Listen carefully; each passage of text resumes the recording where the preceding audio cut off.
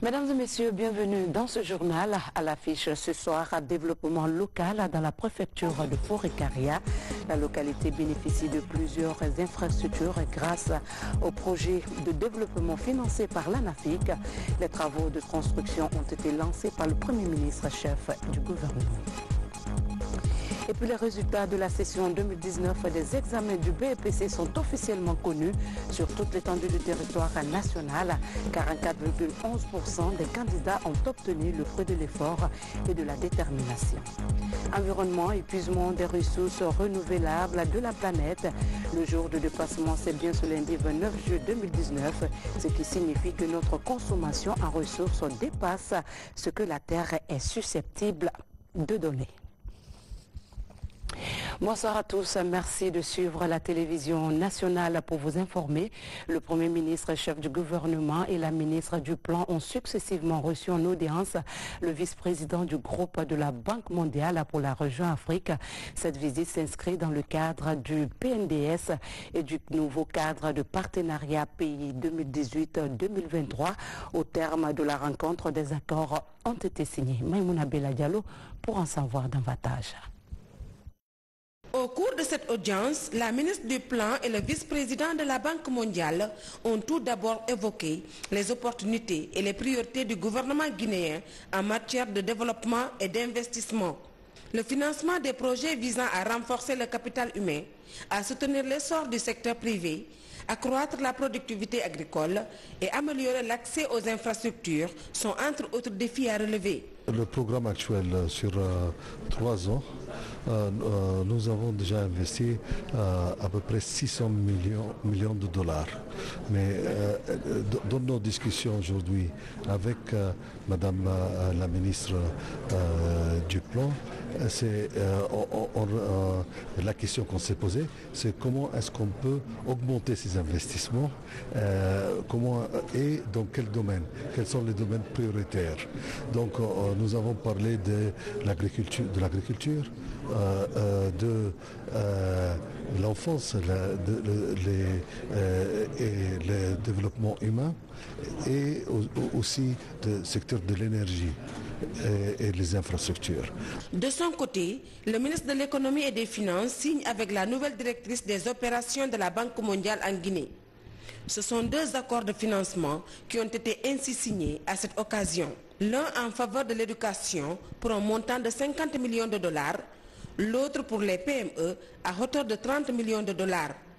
Dans le même registre, la SFI accorde 20 millions de dollars au groupe privé Sonoco, spécialisé dans l'agro-industrie. L'investissement dans le capital humain est essentiel pour parvenir à une économie solide en Guinée, avec un secteur privé dynamique et compétitif et des entreprises qui innovent. Et cela m'amène au 2e accord de financement et 2e projet que nous signons aujourd'hui. Ces micro, petites et moyennes entreprises sont vraiment le moteur de l'économie, celles qui génèrent des emplois. Elles font face à 2 obstacles, des obstacles pour accéder au marché et au financement. En Guinée, le portefeuille actuel de la Banque mondiale comporte 24 projets et programmes, dont 16 projets nationaux pour une enveloppe globale de près d'1 milliard de dollars. Au cours de la période 2016-2019, la Banque mondiale a approuvé des financements à hauteur de 591,7 millions de dollars en faveur de la Guinée. Le programme indicatif pour le reste de l'année 2019-2020 prévoit des actions à hauteur de 345 millions de dollars. Ce programme comprend 6 projets inclus dans le présent protocole. Conakry vient d'abriter les travaux du forum du secteur privé pour le développement des zones spéciales de transformation agro-industrielle. Il s'inscrit dans le cadre d'un vaste programme dénommé Nourrir l'Afrique et doit aboutir à des échanges entre les chefs d'État. Ibrahima Keïta nous en dit plus. Le 22 juillet dernier, et sur l'initiative du président de la République, le professeur Alpha Condé, avec l'appui de la Banque africaine de développement, Conakry a abrité le premier forum du secteur privé pour le programme de développement des zones spéciales de transformation agro-industrielle. L'objectif général de cette rencontre était de présenter le programme, les enjeux et les perspectives des zones spéciales de transformation agro-industrielle. Sur 5 zones prévues, Boké et Kankan sont déjà identifiées. Au-delà de la Guinée, il s'agit de développer les échanges entre les pays africains autour du slogan « Nourrir l'Afrique ». Mais quel est concrètement l'avantage d'un tel programme pour la Guinée? Ce que ça va rapporter concrètement à la Guinée, la première chose, les hommes d'affaires guinéens qui vont investir auront des industries accompagnées financièrement par la Banque africaine de développement. La population, c'est-à-dire les producteurs, les plus de 75%, verront leurs produits rachetés. Donc vous n'aurez plus de pourriture de mangue, orange, de tubercules qui pourrissent. Donc ça va enrichir les producteurs guinéens. Et ensuite ça va enrichir non seulement les producteurs mais l'industriel. Mais à travers cette filière, vous aurez les transporteurs qui auront leur part, vous aurez les exportateurs qui auront leur part et nous allons économiser des devises. Le Malien, au lieu d'importer en Italie, il importe en Guinée. C'est un peu la zone, donc ce n'est pas destiné à la Guinée seulement. Un Malien aussi peut quitter, venir construire une usine dans cette zone. Avec la réalisation de 200 usines pour les 2 zones, Kankan et Boké, ce projet gigantesque est une ambition longtemps entretenue par le chef de l'État. Et pour y arriver, le pays a besoin d'un secteur privé fort, mais surtout organisé. Le secteur privé guinéen a besoin de s'organiser. Le secteur privé guinéen a besoin de mettre en place un processus qui lui permet d'être vraiment un secteur capable de lancer la Guinée à l'émergence. Cela est possible, mais il faut qu'on s'organise. En somme, le présent forum vise à développer durablement les produits agroalimentaires susceptibles de réduire les importations massives en valorisant le potentiel à l'export des filières porteuses de croissance. Nous sommes accompagnés pour la réalisation de ce programme, premièrement par un bailleur de fonds qui est la Banque africaine de développement, qui va nous accompagner techniquement et financièrement pour développer ces 2 grands bassins de production agricole dans le domaine de la transformation. Mais aussi nous avons le secteur privé guinéen et avec l'ouverture du pays au secteur privé international. L'objectif, c'est de créer des zones dans lesquelles les produits qui sont produits peuvent être transformés pour développer l'agriculture et aussi augmenter le revenu des populations. Pour conduire son programme d'agropole, le gouvernement guinéen a sollicité l'appui de ses partenaires traditionnels, dont la Banque africaine de développement, qui s'est engagée aux côtés de l'État à travers sa stratégie Nourrir l'Afrique 2016-2025 et en particulier son programme phare des zones spéciales de transformation agro-industrielle. Autre sujet d'actualité, après une période de pause, les ministres reprennent leur passage devant la presse.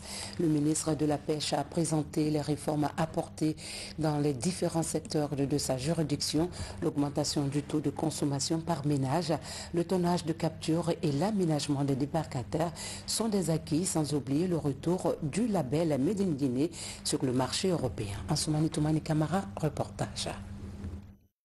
La contribution des pêches à l'économie nationale est passée de 10 milliards en 2010 à plus de 66 milliards de francs guinéens en 2018. Ce matin, devant les journalistes, le ministre des Pêches est venu expliquer les péripéties de ce bond. Frédéric Loy commence à faire le diagnostic du secteur des pêches en Guinée en 2010 avant de présenter les réformes entreprises dont le premier effet est l'augmentation du taux de consommation du poisson dans le pays.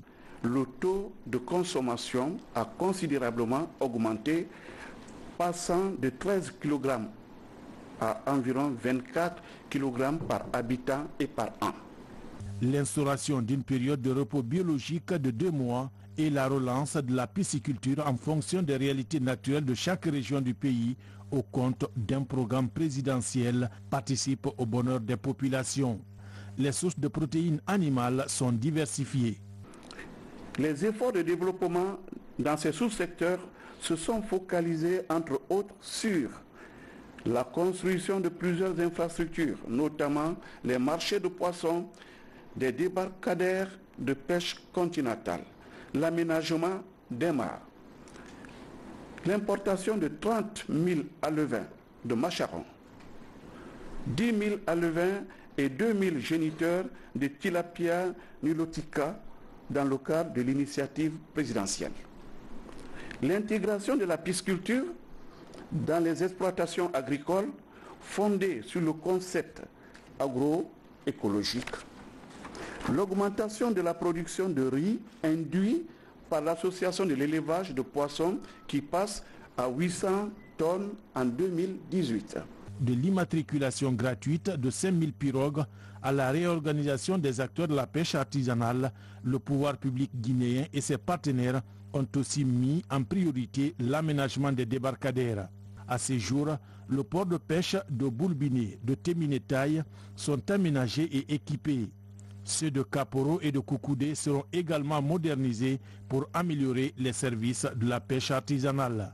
Plusieurs projets de développement, dont entre autres le projet de construction et d'équipement des points de débarquement aménagés, le projet d'aménagement du port de pêche artisanale de Kaporo d'un montant de 1,219 milliard de yens, soit 11 millions de dollars américains. L'amélioration des conditions d'accostage et de débarquement en pêche artisanale maritime, la construction et l'équipement de 100 barques de pêche en faveur des jeunes pêcheurs, le renforcement des capacités des coopératives de pêche artisanale, l'octroi de 3 pirogues écoles aux pêcheurs de Bongolon, Koukoudé et Matakan.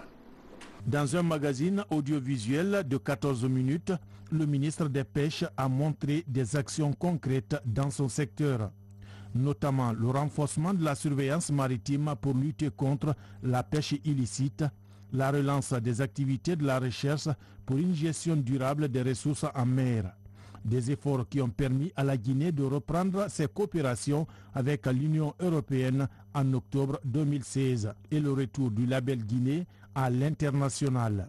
Aujourd'hui, grâce à ces réformes ambitieuses et productrices d'effets, la Guinée est citée en exemple pour la gestion responsable de ses ressources, d'où le prix de l'excellence de la Commission de l'Union africaine en 2018.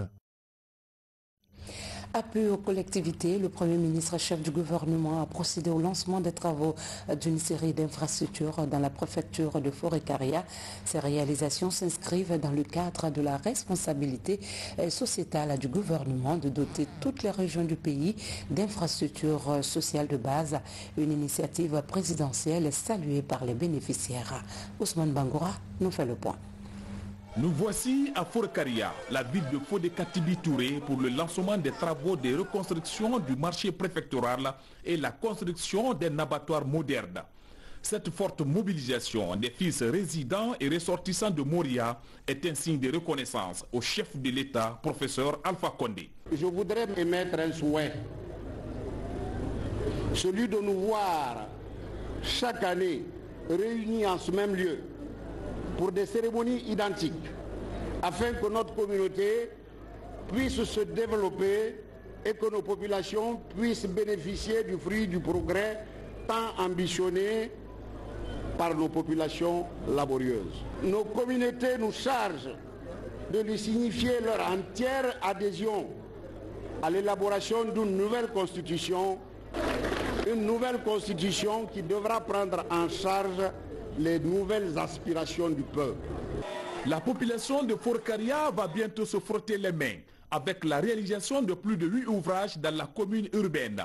Il s'agit entre autres un double hangar de 160 places, 8 magasins de stockage, une boucherie de 6 cabines, une poissonnerie de 32 places et un bloc latrine de 10 cabines. 2,3 milliards francs guinéens, c'est le coût d'investissement de cette initiative présidentielle. Ce qui nous amène aujourd'hui à Forêt-Caria, et cela se passe partout en Guinée dans les 342 communes que connaît le pays, communes urbaines et communes rurales.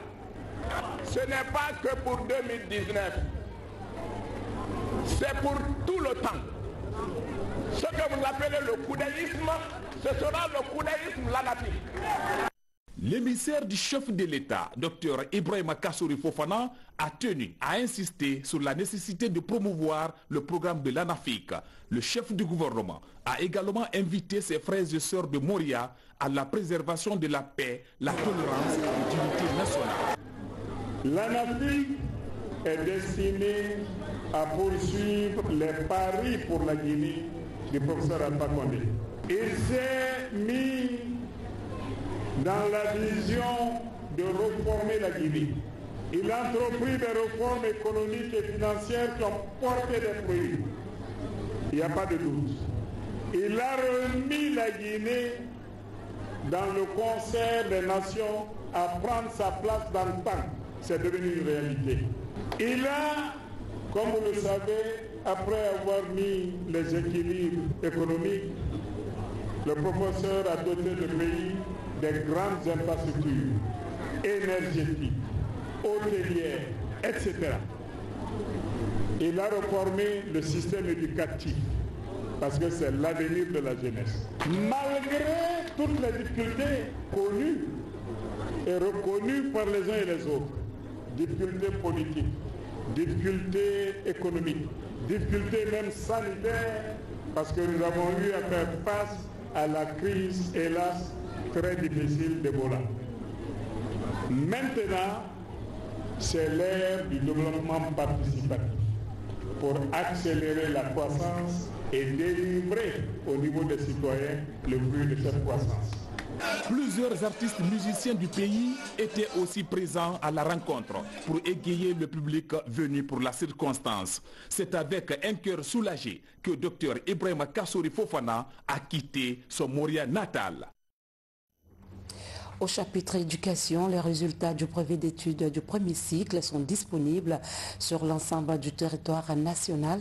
Publié cet après-midi, le taux de réussite est de 44,11%.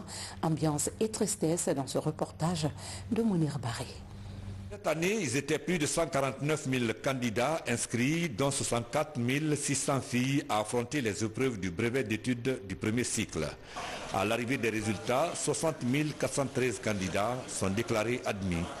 Le taux de réussite est presque similaire à celui de l'entrée en 7e. Il affiche les 44,11%. L'effectif des candidats ayant composé au brevet d'études du premier cycle, il y a 136 970 candidats, dont 58 190 filles ont été admis, 60 413, dont 24 582 filles. Mais dans les établissements, les fortunes sont diverses. Au collège Guipé 2, par exemple, dans la commune de Ratouma, sur 510 candidats, seuls 115 sont admis. Parmi les heureux de ce collège, 71 filles.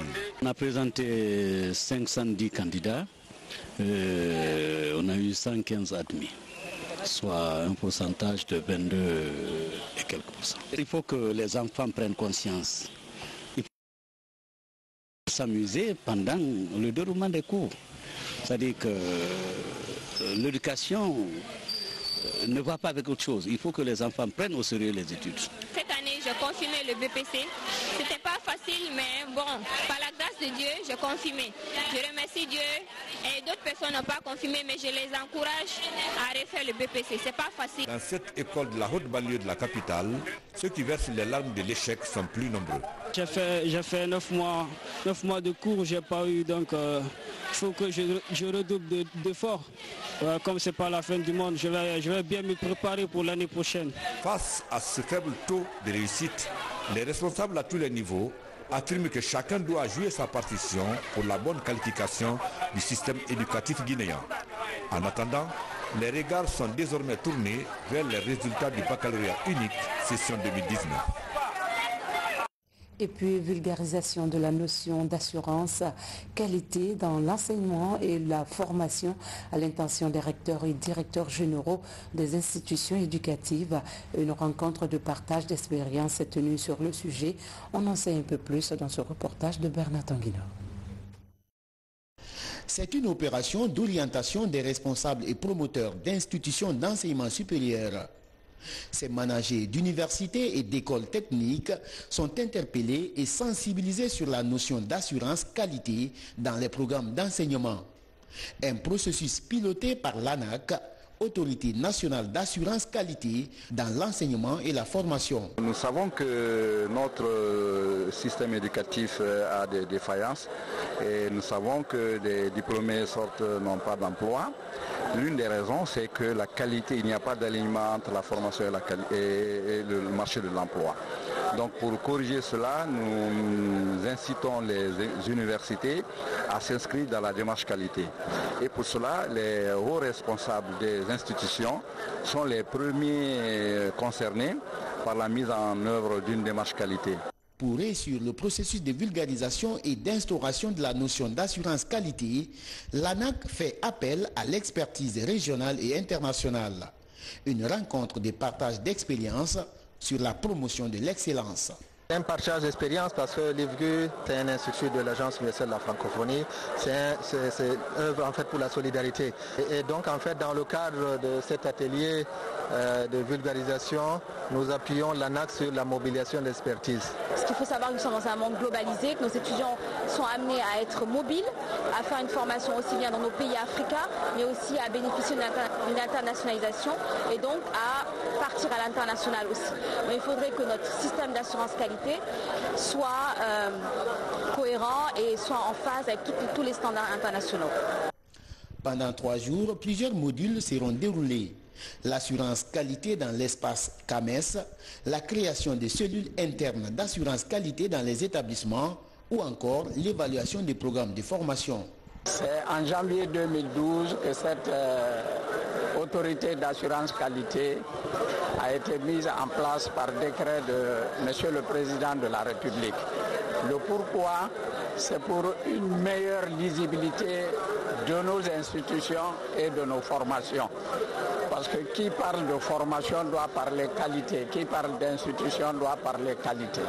S'il n'y a pas de qualité dans ce que nous faisons, nous allons mettre des produits sur le marché très peu compétitifs. Cette rencontre internationale de partage d'expériences devrait permettre de baliser toute action relative à l'enseignement et à la formation, notamment les conditions de création d'institutions d'enseignement supérieur et technique, la création d'un programme d'enseignement ou encore l'accréditation d'un programme de formation. Et puis cette brève, les pèlerins guinéens, à l'instar de leurs religionnaires, commencent à rallier les lieux saints de l'islam. La première étape de Médine est marquée par la visite de la mosquée du prophète Mohamed, paix et salut sur lui. Les pèlerins ont également visité des lieux historiques où reposent les sceaux du prophète, sa fille, sa femme Aïcha et plusieurs autres de ses fidèles compagnons. Suivez à présent les témoignages de quelques pèlerins guinéens au micro de nos reporters Mohamed Sankan, Adi Kamara. Aujourd'hui, Dieu merci, je suis dans cette mosquée, la mosquée du prophète Mohamed, paix et salut de Dieu sur lui. Cette mosquée qui a vu les derniers moments de la vie du prophète Mohamed et de ses compagnons avec sa famille. Cette mosquée qui est riche en événements et cette ville sainte même, Médine, qui est une ville où l'islam a atteint son apogée. Nous avons visité la mosquée, nous avons visité sa tombe et tous ses compagnons, notamment Aboubakr, Omar et Aïcha. Nous rendons grâce à Dieu. Alhamdulillah Rabbil Alamin. Et puis, nous vous donnons lecture de ce décret numéro 223 portant désignation des représentants de l'État au Conseil d'administration du guichet unique du commerce extérieur. Le président de la République décrète. Article 1. Les cadres dont les noms et prénoms suivent sont nommés en qualité d'administrateur au conseil d'administration du groupe Web Fontaine FZ LLC en charge de la gestion du guichet unique électronique des formalités, procédures et opérations du commerce extérieur. 1. M. Salifou Kamara, opérateur économique. 2. M. Sidi Mouktar Diko, inspecteur des services financiers et comptables. Article 2. Le présent décret qui abroge toute disposition antérieure contraire sera enregistré et publié au journal officiel de la République. Conakry, le 29 juillet 2019, signé professeur Alpha Condé, président de la République. Circulation routière, les motos tricycles dans le transport public. Ces motos à 3 roues ont pris d'assaut la commune de Ratouma, conçue pour les transports de marchandises. Si ce moyen de locomotion soulage de par sa rapidité les canalisations pour éviter les débordements sont nécessaires. Ils sont parfois responsables des doubles fils. Reportage Alpha Isagaba. Si leur présence était rare en Guinée, aujourd'hui, ils deviennent de plus en plus nombreuses dans la circulation. Il s'agit bien de ces mototricycles. Comme leur nom l'indique, ces engins à 3 roues sont aussi constitués d'un petit moteur relatif à celui d'une moto, un demi-guidon à l'intérieur dans certaines et à l'extérieur chez d'autres pour assurer la direction. Avec ce nouveau moyen de locomotion, les usagers se disent soulagés. Grâce au TVS moto là, ça nous facilite d'aller là où tu veux. Problème de coupage de trucs là, de tronçons, ça aussi c'est réduit. Avant, quand tu venais pour gagner Caporo, ils vont dire je viens à Nongo. Pour aller à Caporo, tu dois payer deux fois transport. Vous voyez, ça aussi, c'est l'avantage de ça. S'il y a moins d'embouteillages, moins d'excès de vitesse. Donc c'est-à-dire que même s'il y a quelque chose qui manque quand même pour de sécurité, tu es tranquille quand même. Tu vas aller au moins l'heure voulue, tu n'arrives pas à retarder tes programmes, il y a tout ça aussi quoi. Donc vraiment, quand même moi quand même je suis à l'aise. Comme les motos, les tricycles peuvent aussi serpenter entre les véhicules pour être à l'abri des embouteillages. Les citoyens ont pris goût.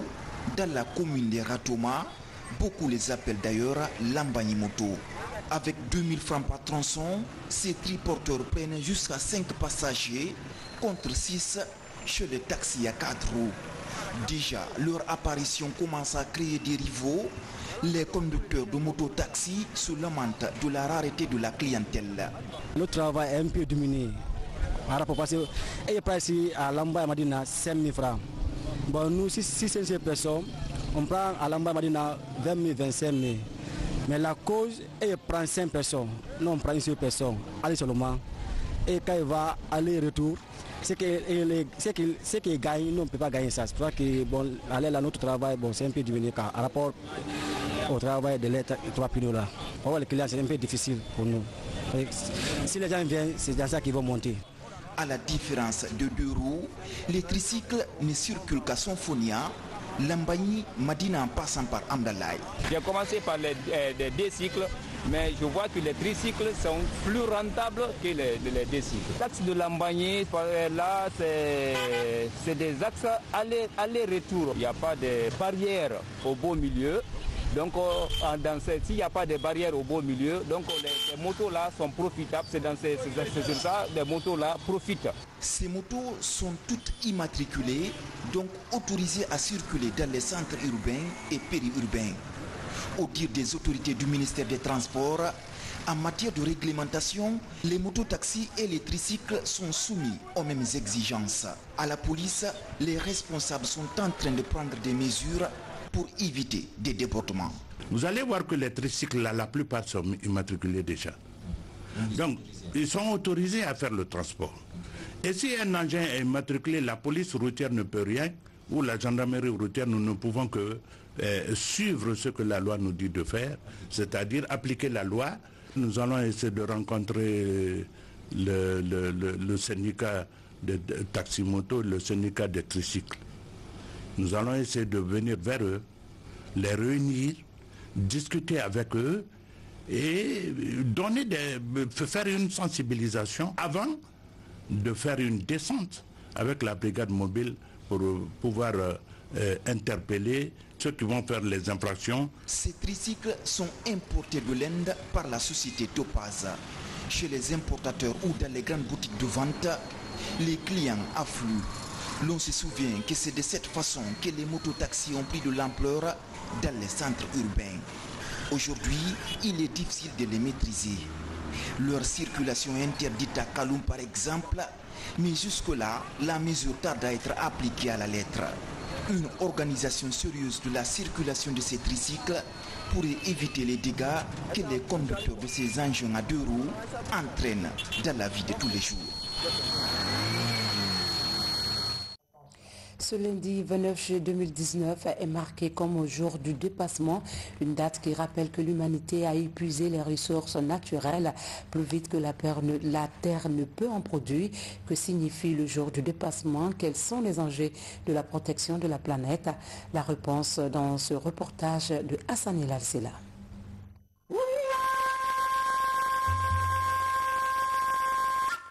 C'est une triste date en effet que le jour du dépassement représente pour l'humanité. Ce jour symbolise l'épuisement des ressources naturelles de la Terre à cause de la surconsommation de l'homme. C'est la date à partir de laquelle l'empreinte écologique dépasse la biocapacité de la planète. Chaque année, le jour du dépassement arrive un peu plus tôt. Il y a 20 ans, en 1999, il était fixé au 29 septembre, soit 2 mois plus tard que cette année. Que signifie le jour du dépassement? L'ONG française WWF annonce en effet qu'à l'échelle de la planète, nous avons pêché plus de poissons, abattu plus d'arbres et cultivé plus de terres que ce que la nature peut nous offrir au cours de l'année. Quant aux émissions de gaz à effet de serre, elles ont été plus importantes que ce que nos océans et nos forêts peuvent absorber. Face à cette problématique mondiale, que faire donc pour sauver la planète? Les scientifiques et spécialistes de l'environnement recommandent de revoir notre modèle de consommation alimentaire et des ressources naturelles du sol et du sous-sol, mais aussi de déplacement urbain.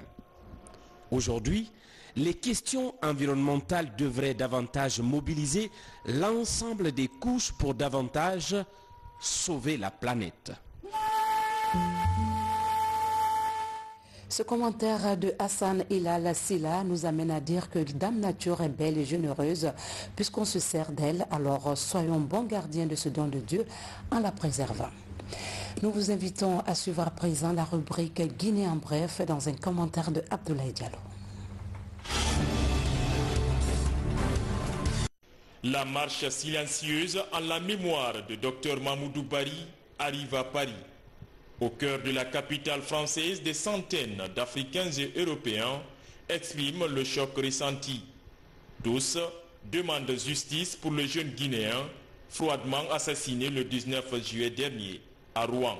Mon premier mot, c'est un premier mot de soutien envers sa veuve et son orpheline, parce que dans ces moments tragiques, il faut absolument avoir le soutien de tout le monde, de la communauté nationale et de la communauté guinéenne ici de France. Au-delà de l'indignation générale, légitime, au-delà des colères, c'est pour poser les vrais problèmes et y apporter des solutions. Moi j'appelle ça du racisme, c'est-à-dire un groupe ethnique qui appartient à l'humanité contre un autre groupe ethnique qui appartient à l'humanité.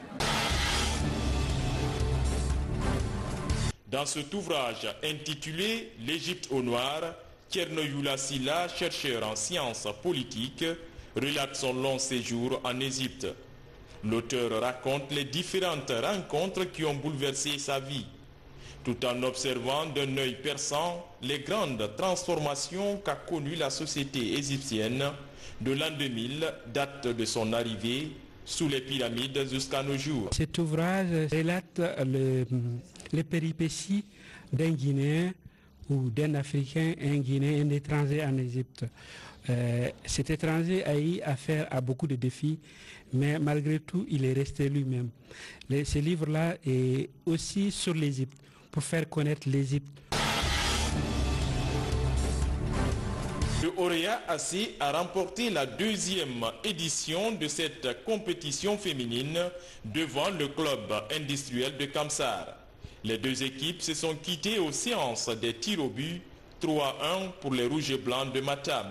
Cette initiative est de l'association guinéenne pour la promotion du football féminin. Le trophée porte le nom de l'honorable Zalikatou Diallo, député à l'Assemblée nationale. Je remercie les organisateurs, en l'occurrence l'association des clubs de football féminin qui a bien voulu organiser ce tournoi de reconnaissance et doté du trophée de ma modeste personne. Nous sommes à la 2e édition cette année. Je les félicite pour la persévérance. Les filles progressent. Et j'en profite pour lancer un appel à toutes les âmes de bonne volonté pour soutenir le football féminin de Guinée qui mérite vraiment d'être parmi les meilleurs sur l'échiquier africain.